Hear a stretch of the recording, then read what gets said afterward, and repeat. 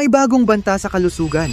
Mag-ingat tayo sa monkeypox. Oh, no! Ang monkeypox ay isang impeksyong dulot ng virus na maaaring kumalat sa pamamagitan ng direct skin-to-skin contact, especially close or intimate contact, sexual contact, or pakikipagtalik, kissing, or close face-to-face interactions, touching contaminated clothing, linens, or surfaces.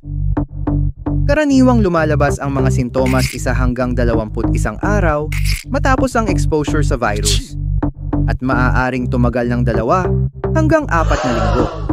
Kabilang dito ang pantal o bukol sa balat.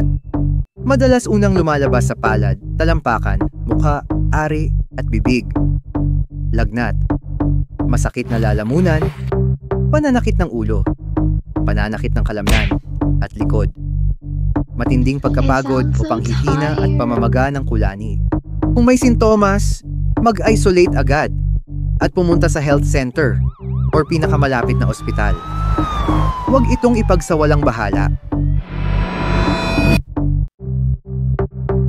Follow for more Kakwento Now.